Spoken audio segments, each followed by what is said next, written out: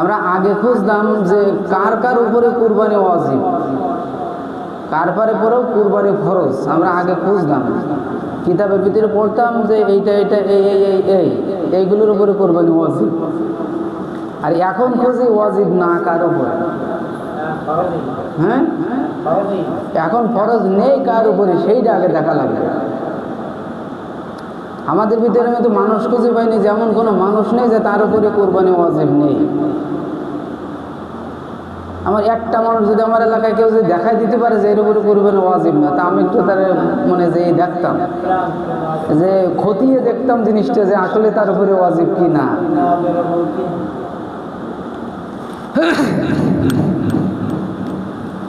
আমি হিসাব করে দেখলাম যে অধিকাংশ মানুষের উপরে এখন যারা মুসলমান, খাঁটি মুসলমান যারা আছে, অধিকাংশ মুসলমানের উপরে কোরবানি করা ওয়াজিব। নিসাব পরিমাণ সম্পদ মানে কি?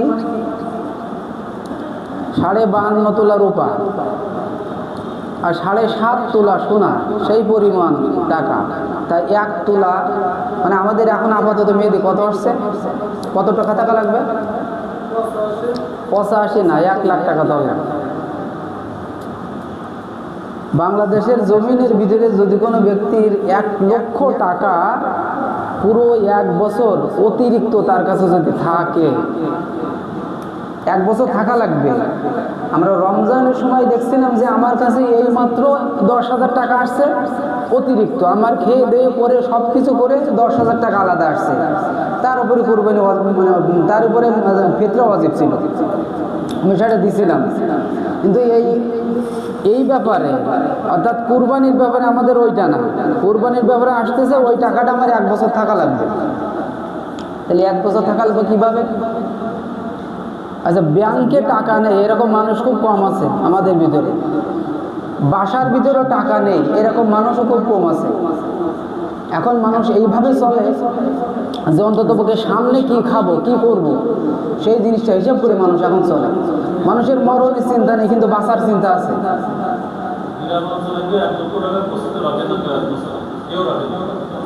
ধৈর্য ধরো, এই তো জায়গা আসছে। আমি তো এই জিনিসটা শুনতে চাচ্ছিলাম এলাকার মানুষের মুখ থেকে, হয় জমি রাখে নাহলে কোনো কিছু রাখে, তো রাখে তো তার আছে তো নাকি।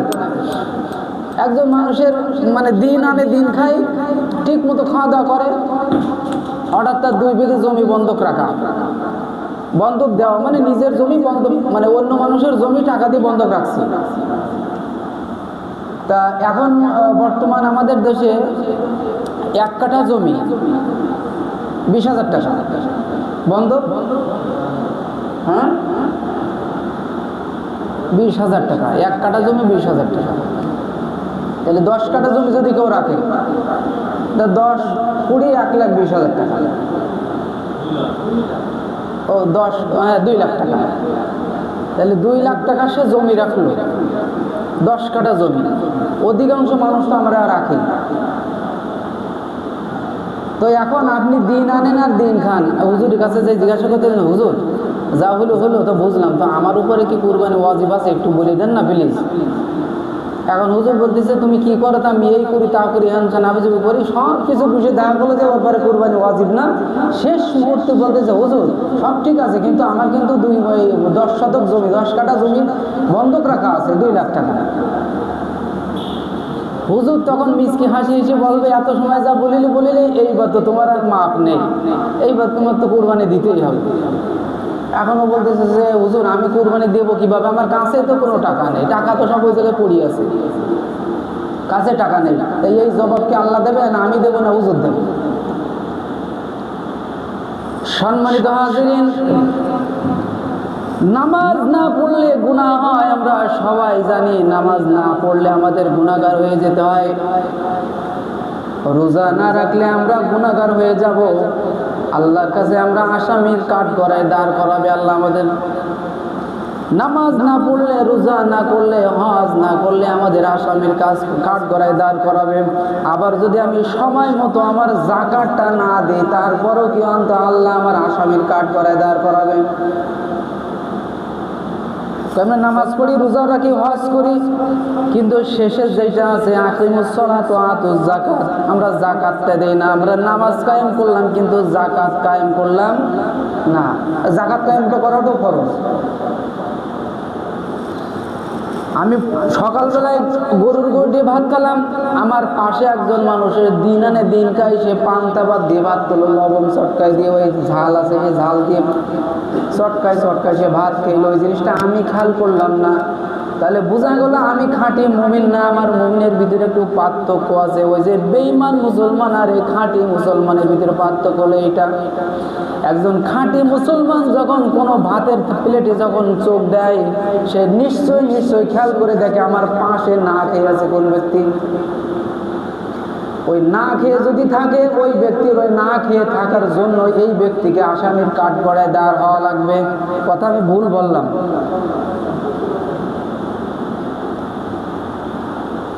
আল্লাহ তো আর এমনি যাকাতের কথা বললেন নাই, আকিমুস সালাত, তোমার নামাজ কায়েম করো, আতুজ যাকাত, যাকাতটা শুধু কায়েম করা না, যাকাত দিয়ে দাও।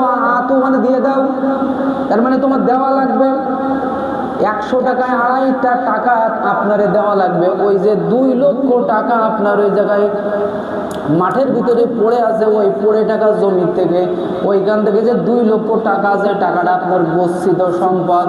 ওই সম্পদ পুরো 1 বছর যদি আপনার আয়ত্তে থাকে, 1 বছর পরে আপনার ওই টাকায় 100 টাকায় 2.5 টাকা যাকাত দেওয়া আপনার জন্য ফরজ। এদিকে আপনি নামাজ পড়তে পাগল হয়ে যাচ্ছেন মসজিদের ভিতরে, ওই কালিতে বসে শুধু তসবিহ এবং সুবহানাল্লাহ সুবহানাল্লাহ সুবহানাল্লাহ। ওদিকে আমার ব্যাংকে রয়েছে 2 লক্ষ টাকা, আমার জমি রাখা রয়েছে 2 লক্ষ টাকার, সময় মতো যে সময় দেওয়ার প্রয়োজন সেই সময় আপনি ওই টাকা থেকে যাকাত দিলেন না। বোঝা গেল হাদিস কোরআন অনুযায়ী মিলাই দেখা গেল আপনার নামাজ কোনো কাজে আসবে না। নামাজ পড়ি কি করি? আমি নামাজ পড়লাম ঠিক 5 ওয়াক্ত নামাজ আদায় করলাম, আবার বাইরে যে মিথ্যে কথা বললাম, মিথ্যা কথা বলা কবিরা গুনাহ। কি গুনাহ? এই কবিরা গুনাহ আল্লাহর কাছে তওবা না করলে মাফ হয় না। তওবা করবো, আল্লাহ আপনি আমার মাফ করে দেন, আল্লাহ যদি মাফ করে তো মাফ। আমি নামাজও পড়লাম, মিথ্যা কথা বললাম, নামাজও পড়লাম, সুদ খাইলাম, নামাজও পড়লাম, আমি আমার ন্যায্য যে পাওনা টাকা সেই টাকা আরেকজনকে দিলাম না। আমার কাছে মানুষ হাজার হাজার টাকা পাবে, লক্ষ লক্ষ টাকা পাবে, আমি নামাজ পড়তে আমার কপালে ঘা হয়ে গেছে, হঠাৎ মারা গেলাম, আপনার জান্নাত কেমনে হবে? আমার রাসূলুল্লাহ সাল্লাল্লাহু আলাইহি ওয়াসাল্লাম বলতেছেন, ওই ব্যক্তিকে কোনোদিন কবরের ভিতরে নামাবা না যত সময় না পর্যন্ত দুনিয়ার সব দিনাগুলো শোধ না হয়। মারা গেছে, দিনা শোধ হবে কিভাবে? ওর যে সম্পদ আছে, যে জমি আছে, ওই মাঠে যেখানে জানাজার মাঠ আছে, সেই মাঠের ভিতরে বিক্রি করে দাও। বিক্রি করে দিয়ে যে লোকজন যে সম্পদটা হবে, যেটা থাকবে সেটা সন্তানেরা নিয়ে নেবে, আর বাদ বাকি যে টাকাটা আছে সেই টাকাটাই জানাজার যে ব্যক্তি আছে, এই ব্যক্তির যে দিনাগুলো ছিল সব দিনাগুলো শোধ করে ওরে কবরের ভিতরে নামাও। এর আগে কবরের ভিতরে নামানোর অধিকার কারণ নেই। কত বড় কঠিন কথা, কত বড় শক্ত কথা আমি বললাম, কষ্ট পাইেন না, কারণ এইটাই করা লাগবে। আজকালকের মানুষ মারা যায়, হাজার হাজার কোটি কোটি টাকার দিনা রেখে মারা যায়, ওরে কবর দিয়ে গেছে, কিছু টের পাবে না। কবরের ভিতরে ঢুকে দেখো তোমার অবস্থাটা কেমন হয়। সম্মানিত হাজিরিন, 100 টাকায় 2.5 টাকা দেওয়া আপনার জন্য ওয়াজিব, ফরজ, আপনাদের দেওয়াই লাগবে। আপনার যদি থাকে তো আপনারে দিতে হবে, না থাকলে কোনো সমস্যা নাই। আর আমার বাংলাদেশের এমন মুসলমান আছে যারা দেওয়া তো দূরে থাক, যাকাতের টাকা গ্রহণ করে, অথচ যাকাতের টাকা গ্রহণ করার মতো না, সেও দিতে পারবে, তার উপরে যাকাত ওয়াজিব, অথচ সে অন্য মানুষের যাকাতের টাকা নেয়। আছে না?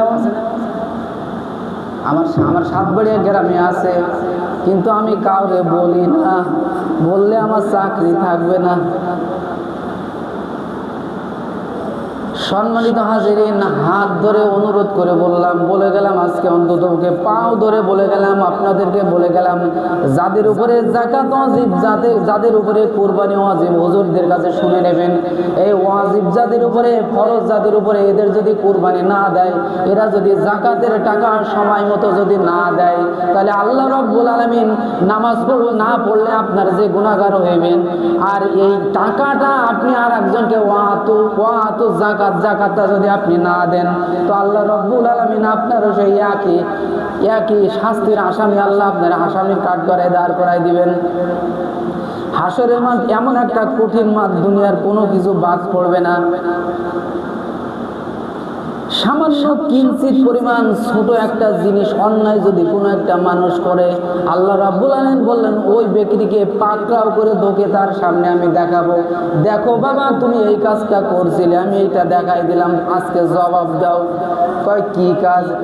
গেছিলাম কেশবপুর বাজারে, যাওয়ার পরে একজন মানুষ 100টা টাকা একটা প্রোডাক্ট আমি কিনে নিয়ে আসলাম, 100 টাকার একটা প্রোডাক্ট।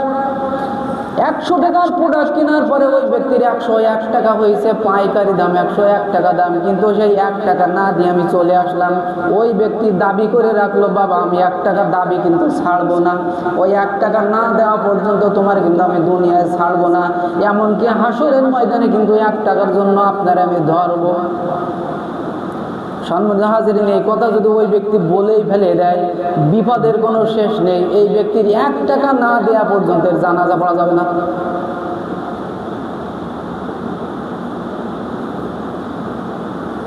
সংক্ষেপে একটা কথা বলতেছি, মক্কা থেকে মদিনায় এক ব্যক্তি, মক্কা থেকে হজ করে মদিনায় রসুলের কবর জিয়ারত করার জন্য এক আল্লাহর ওলি যাচ্ছেন। যাইতে যাইতে প্রতিমত ক্ষুধা লাগবে বলে খেজুর কিনবেন, খেজুর কেনার জন্য এক দোকানে গিয়েছেন। যাওয়ার পরে আমাদের বাংলাদেশের ভিতরে কোন একটা বাদামের দোকানে গেলে একটা বাদাম তুলে আমরা খাই কিনা, কিনার আগে আম কেনার আগে আমরা একটা আম ছিলে বলি আপনি মিষ্টি হইলে খাবো, না হলে খাবো না, করি কিনা?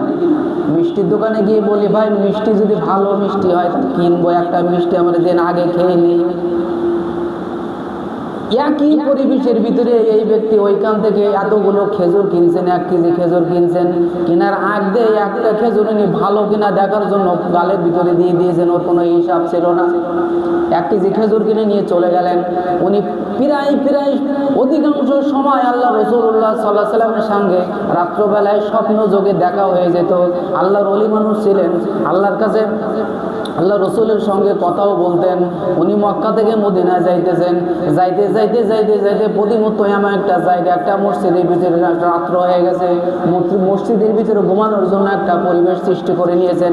ওইখান থেকে ঘুমালেন, ফজরের নামাজ পড়ে আবার রওনা হলেন। এইভাবে হাঁটতে হাঁটতে অনেক রাস্তা তো মক্কা থেকে মদিনায়, হাঁটতে হাঁটতে এক মসজিদ থেকে আর এক মসজিদ, আর এক মসজিদ থেকে আর এক মসজিদ, এইভাবে যাইতে মক্কা মদিনা অল্প কিছু দূর আছে। ওই রকম সময় মসজিদের ভিতরে ঘুমায় আছে।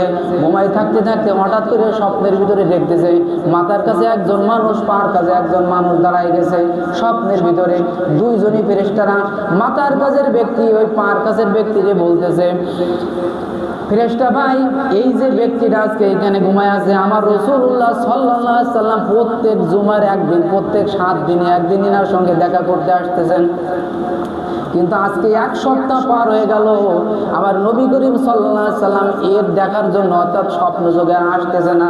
মাথার কোলে যে ব্যক্তি বসে আছে ওই ব্যক্তি বলতেছে কোনোদিন আর আসবে না, কারণ ইনি একটা অন্যায় করে আসছেন মক্কা থেকে। বলে কি অন্যায়? তো জানি না। বললো অন্যায় একটাই, খেজুর কিনছিল, একটা খেজুর ফাও খেয়ে আসছিল, ওই ফাও খাওয়া খেজুরের কারণে আল্লাহ রাসূল ইনার পরে রাগ করেছেন, অর্থাৎ ইনার সঙ্গে আর দেখা সাক্ষাৎ করবেন না। উনি ওই একটা খেজুরের দিনা শোধ না হওয়া পর্যন্ত, হালাল ভাবে শোধ না হওয়া পর্যন্ত রাসূলুল্লাহ তার সঙ্গে সাক্ষাৎ করবে না। স্বপ্ন যোগে উঠতেছে, সঙ্গে সঙ্গে ঘুম ভেঙে গেল, উঠে দেখে কোনো মানুষ না, জন না, ঘরের ভিতরে একা, অর্থাৎ মসজিদের ভিতরে একা। উনি চিন্তা করলেন আসলেই তো রসুল আমার সঙ্গে 1 সপ্তাহ দেখা করে নাই, মক্কা থেকে মদিনায় রসুলের সঙ্গে দেখা করতে আসলাম, কথা বলার জন্য আসলাম, এর ভিতরে তো একদিন হলো রাসূলুল্লাহ সাল্লাল্লাহু আলাইহি ওয়াসাল্লাম স্বপ্নের মাধ্যমে আমার সঙ্গে দেখা করবেন, কিন্তু দেখা করলেন না। উনি বুঝতে পারলেন আসলে তাহলে স্বপ্নে যেটা দেখছি ওরা দুইজন ফেরেশতা। উনি রসুলের জানা কবরের ভিতরে যাওয়া তো দূরে থাক, রওজা মুবারকে যাওয়া তো দূরে থাক, ওইখান থেকে আবার ব্যাক করলেন। যে কয়দিন সময় লাগছিল তার থেকে একদিন সময় কম লাগছে জায়গায় পৌঁছাইতে। যে জায়গায় 5 দিনের ভিতরে ওই যে ব্যক্তির ওই খেজুরের দোকান ছিল, ওই খেজুরের দোকানে ওই ব্যক্তি আর নাই, ওইখানে বসে আছে ওনার ছেলে।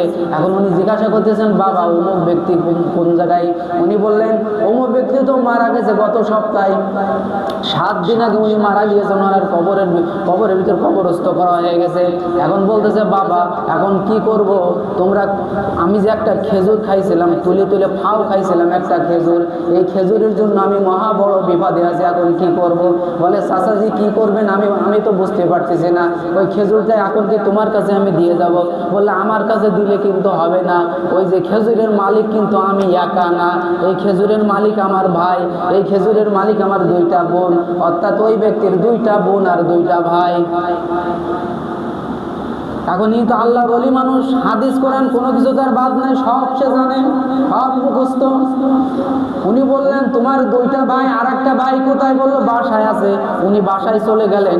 যাবার পরে উনি বাসায় যে দেখলেন, হ্যাঁ ভাই আছে, আবার যে দেখলেন ওর মাও আছে, অর্থাৎ ওর যে যে একটা খেজুর, ওই খেজুরের মালিক কিন্তু ওর আম্মা, ওর স্ত্রীও কিন্তু খেজুরের মালিক, অর্থাৎ 2 ভাই আর 2 বোন, সাথে ওর আম্মা, মোট 5 জন। ওই ওয়ারিশ কিন্তু 5 জন ওয়ারিশ, একটা খেজুর ভাগ করে দেওয়া লাগবে ওই 5 জনের ভিতরে। তারপরে রাসূলুল্লাহ সাল্লাল্লাহু আলাইহি ওয়াসাল্লাম ওনার কাছ থেকে রাগ উড়াই নেবেন। ইসলামে এমন একটা সূক্ষ্ম একটা জিনিস, ছোট্ট একটা জিনিস, একটা সরিষা, পূর্ণ সরিষার মতো একটা দানা কোনো মানুষ হজম করতে পারবে না। কোনো একটা ইমানদার ব্যক্তি সরিষার তুল্য একটা জিনিস অন্যায়ভাবে কোনোদিন সে নেবে না। আর এটা তো অন্যায় না, সামনের থেকে নিয়েছিল। সম্মানিত হাজিরিন, চলে গেলেন সেই মেয়ের বাড়ি, অনেক দূর সেখানে গেলেন। যাওয়ার পরে মেয়ের কাছ থেকে বললেন, তোমার বাড়ি এই? হ্যাঁ এই। তোমার আর এক বোনের বাড়ি কই? আর এক বোনের বাড়ি আরো এক জায়গায়। উনি চলে গেলেন সেই জায়গায়। যাওয়ার পরে এই 4 জন, মোট 5 জনের ভিতরে ওরের সূত্রে একটা খেজুর ভাগ করে দিবেন। একটা খেজুরের দাম যদি 1 টাকা হয়, যেভাবে ফারায়েজ যেভাবে আছে, এই ফারায়েজ অনুযায়ী একটা খেজুরের 1 টাকা যে টাকা আছে, সেই টাকাটা ভাগ করে করে এই 5 জনের ভিতরে দিয়ে আসলেন। দিয়ে আসার পরে যখন আবার কাবা শরীফের চত্বরে চলে আসলেন, আসার পরে আল্লাহ রাব্বুল আলামিনের মুখের দিকে তাকিয়ে, আসমানের দিকে তাকিয়ে, কাবার সামনে দাঁড়িয়ে সিজদাবনত হয়ে বললেন, আল্লাহ গো, যে ভুল করেছি আল্লাহ আপনি মারে মাফ করে দেন। ওই রাত্রবেলায় ওইখানে ঘুমিয়ে আছে। রাত্রবেলায় ফজরের কিছু সময় আগ দিয়ে আল্লাহ রাসূলুল্লাহ সাল্লাল্লাহু আলাইহি ওয়াসাল্লাম এসে বলতেছেন, বুজুর্গ, তুমি যে অন্যায় করছো, তুমি যে অন্যায়ের পাপটা করছো, নিজে নিজে তুমি যে এইটা ঠিক করে নিতে পারছো, তার জন্য আমি তোমার উপরে খুশি হয়ে গেছি। আর আমি মুহাম্মদ রাসূলুল্লাহ সাল্লাল্লাহু আলাইহি ওয়াসাল্লাম আজকে তোমার সান্নিধ্যে, তোমার স্বপ্নে আমি চলে আসলাম, অর্থাৎ তুমি হারাম ভাবে একজনের সম্পদ ভোগ করবা, আর আমি রাসূল তোমার সঙ্গে দেখা করব, তা কোনোদিন হবে না। সম্মানিত হাজিরিন, একটা খেজুরের জন্য যদি আল্লাহ রাসূল আপনার সঙ্গে সম্পর্ক ছিন্ন করে দেয়, আর আমরা খেজুর তো দূরে থাক, মানুষের হাজার হাজার লাখ লাখ টাকার সম্পদ আত্মসাৎ করে নিচ্ছি, এরপরে আল্লাহ রাসূলের জন্য তুমি 2 হাত তুলে আল্লাহর কাছে বলো, আল্লাহ গো, যত অন্যায় করছে মাফ করে দাও। মাফ কি তোমার মামু বাড়ি? কত সোজা না মাফ। তোমার শরীরের ভিতরে যদি দানা পরিমাণ অন্যায় যদি থাকে, দানা পরিমাণ খারাপিয়ার টাকা, যদি হারাম টাকা তোমার শরীরের ভিতরে থাকে, আল্লাহ রাব্বুল আলামিন তোমার দোয়া কিন্তু কবুল করবে না। কথাকার সারাদিন রাত 24 ঘন্টা যদি আল্লাহ আল্লাহ জিকির করতে থাকি, মসজিদের ভিতরে যদি সময় সারাদিন 24 ঘন্টা থাকে, তারপরেও কিন্তু আল্লাহ মাফ করবে না। কারণ হকুল্লাহ আল্লাহ মাফ করে দিলেন, কিন্তু হকুল ইবাদটা বান্দার হক। বান্দা মাফ না করলে কোনোদিন মাফ পাবে না। আপনার 1 বিঘা জমি না, 1 শতক জমি আপনার পাশের একজনের কাছ থেকে জোরপূর্বক লিখে নিয়েছেন। আপনি মনে মনে ভাবতেছেন, আমি দুনিয়ার ভিতরে বড় এক কিছু হয়ে পড়ি, আমার পাওয়ার আছে, শক্তি আছে, 1 শতক জমি আমি লিখে নিলাম। তোমার মতো বেওকুফ আর তোমার মতো পাগল দুনিয়ার ভিতরে কেউ নাই। দুনিয়ার ভিতরে তুমি তার 1 শতক জমি নিয়ে নিলে, হাসরের ময়দান এমন এক ময়দান, যে ময়দানের ভিতরে ওই সম্পদ আল্লাহ যখন তোমারে বলবে, বান্দারে তুমি ওর কাছ থেকে 1 শতক জমি জোর করে লিখে নিয়েছিলে, এখন ও তো তোমার কাছে বিচার, আমার কাছে বিচার চাইছে, এখন আমি কি বিচার করব? আল্লাহ রাব্বুল আলামিন বলার পরে ওই ব্যক্তি তখন বলবে, আল্লাহ, ওই যে জমিটা আমি নিয়েছিলাম, জমির ডবল জমি তোমার আমি দিয়ে দিচ্ছি, আল্লাহ তুমি ওরে দিয়ে দাও। কিন্তু আল্লাহ রাব্বুল আলামিন বলবেন, আল ইয়াউমা নাখতিমু আলা আফওয়াহিহিম ওয়া তুকাল্লিমুনা আইদিহিম ওয়া তাশহাদু আরজুলুহুম বিমা কানু ইয়াকসিবুন। আল্লাহ রাব্বুল আলামিন বললেন, এর পরের আয়াতে বললেন, কলবি সালিম ইল্লা মান আতাল্লাহা বিকলবিন সালিম। সালিম ব্যতীত আমি কোনো ব্যক্তিরে মাফ করব না। দুনিয়ার ভিতরে সম্পদের মূল্য ছিল, টাকার মূল্য ছিল, হাজার হাজার কোটি কোটি টাকা নিয়ে তুমি বিল্ডিং হাগাইছো, সুন্দর করে চলছো। আজকে হাসরের ময়দান, এই ময়দানের ভিতরে জমির কোনো দাম নাই, জমির কোনো মূল্য নাই। তাহলে এখন কি দিবা তুমি তারে? জমি তো সেই ময়দানে আছে, এখন তো হাসরের ময়দান, এখানে জমি কোথায় পাবা? এখন আল্লাহ রাব্বুল আলামিন বললেন কোনো কথা চলবে না। যার কাছ থেকে মাজলুম, ওই মাজলুম যে ওই ব্যক্তি যেইটা বলবে সেইটা হবে।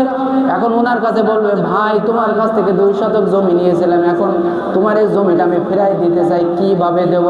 বান্দা সেই সময় বুক ছেড়ে দিয়ে বলবে, মুখ ছেড়ে দিয়ে বলবে, আজকে হাসরের ময়দানে, এই ময়দানে আমি টাকা নেব না, পয়সা নেব না, সম্পদ নেব না, কিছুই নেব না, আমি তো কোনো দামই নাই। আমি চাই তুমি সারা জীবন যে ভালো কাজগুলো করছো, সৎ কাজগুলো করছো, তোমার যে নেকিগুলো আছে, সব নেকিগুলো ফিলাক্সি লোড করে আমার আমল নামে আল্লাহ তুমি দাঁড়িয়ে দিয়ে দাও। আমল করে কি করবা? সারা বছর নামাজ পড়ে কি করবা? 1 টাকা মেরে খাইছো তো সব শেষ। অত সোজা না কাকু, অত সোজা না, খুব কঠিন জিনিস। আল্লাহ সেই সময় বলবেন, সুযোগ আজকে পেয়ে গেছে, আজকে ইনসাফের একটা ময়দান, এই ময়দানের ভিতরে ইনসাফ ছাড়া কোনো কিছু হবে না। কারণ আমি দুনিয়ার ভিতরে বলে দিয়েছিলাম হকুল্লাহ হকুল ইবাদ। দুনিয়ার ভিতরে বলছিলাম আল্লাহর হক আর বান্দার হক। আমার হক ওই ব্যক্তি আমার কাছে তাহাজ্জুদের নামাজ পড়ে দোয়া চেয়েছিল, আর আমি আল্লাহ রাব্বুল আলামিন তারে ক্ষমা করে দিয়েছিলাম। আজকে হাসরের ময়দান, হকুল ইবাদ বান্দার যে হক, এই হকটা বান্দা যদি মাফ না করে তা আমি কিভাবে মাফ করব? আল্লাহরও ক্ষমতা নাই। এত কঠিন একটা কথা যে আল্লাহ বলবে আমারও ক্ষমতা নাই মাফ করা। কারণ দুনিয়ার ভিতরে আমি সত্য করে বলে দিয়েছিলাম, হক কলিবাদ যেই ব্যক্তি হক নষ্ট করবে, ওর হক আমি কিন্তু মাফ করতে পারবো না, আল্লাহ বলে দিয়েছেন। আর আল্লাহ আপনার আমার মতন চোদো না, মিথ্যাবাদী না, চগলখোর না। এক কথা যেই সময় নূহ নবী জামানায় একটা কথা বলছেন, কিয়ামতের আগ পর্যন্ত কথা দ্বিখণ্ডিত হবে না। হাসরের ময়দানে ঠিক একই পরিবেশের ভিতরে ওই ব্যক্তি বলবে, আল্লাহ ওর সব নেকি আমারে দিয়ে দাও। আল্লাহ বলবেন, সব নেকিগুলো আমল নামার ভিতরে সেট আপ করো, করার পরে আমল নামা ধরে এর হাতে দিয়ে দাও। এখন ওই ব্যক্তির কোনো আমল আর নাই। কি করবেন? নামাজ পড়ি কাকু, কি করবা? নামাজ পড়ি রোজা রেখে কোনো লাভ নেই। মানুষের টাকা মেরে গেলে সব শেষ। আর মেরে খাবা? আর মেরে খেয়ে না, কিন্তু টাকা মেরে গেলে সব শেষ। আমি এই কিতাবটা পড়ে, বই পড়ে পাগল হয়ে গেছি। আমি নামাজ পড়ে কি করবো? এই জুব্বা পড়ে কি করবো? আমার কাছে টাকা যদি কেউ পায়, আমার কবরেও নামানো যাবে না। সম্মানিত হাজিরিন, আমি মূল কথায় চলে আসি। শতকরা 2.5 টাকা কিন্তু আপনার দেওয়া খরচ। যদি আপনার 1 লক্ষ টাকা আপনার কারোর কাছে থাকে, 80,000 বলছিল আমাদের খাতা কলমে 80,000, তা 80,000 বলছি না, আমি 1 লক্ষ টাকা ধরলাম। আপনারা খেয়াল করে দেখবেন যে কার 80,000 টাকা অতিরিক্ত আছে। কারোর যদি একটা বড় একটা সুপারি গাছ তো দাম কম, যদি একটা কি বলে শিশু গাছ থাকে, শিলকোলের গাছ থাকে, কোনো একটা গাছ যদি মাঠের ভিতরে থাকে, জমি বন্ধ করা থাকে, যদি কোনো জায়গায় একটা সোনা রূপা কারোর কাছে ধার দেওয়া থাকে, মানে বন্ধক দেওয়া থাকে, মানে এভারেজ আপনি খেয়াল করে দেখবেন আপনার সম্পদ, আপনার মাথার বিরুদ্ধে তো আছে কোন সম্পদ আপনার আছে। যদি 1 লক্ষ টাকা আপনার পুরো ওই বছরের থেকে এই বছর অতিরিক্ত ভাবে থাকে, আমি বাড়ির ভিতরে যে কাজগুলো করছি, আমি সংসার চালাচ্ছি, সংসার স্বাভাবিকই চলতেছে, কিন্তু আমার ব্যাংকে 2 লক্ষ টাকা রয়েছে, ওটা পুরো 1 বছর চলে গেছে। আমার মাঠে জমি রাখা আছে 10 কাঠা জমি রাখা আছে 2 লাখ টাকা, ওই টাকা আমার 1 বছর চলে গেছে। ওর থেকে আমি ধান নিয়ে খাচ্ছি, ওই বেটা ভাগে ধান করতেছে আর আমার বাড়ি ধান পৌঁছে দিচ্ছে, অথচ আমার 2 লাখ টাকা ওখানে ফেলানো। হ্যাঁ জি, আপনাকে বলছি, আপনার উপরে যাকাত ওয়াজিব, আপনার উপরে কুরবানি ওয়াজিব, আপনারই কুরবানি দেওয়া লাগে।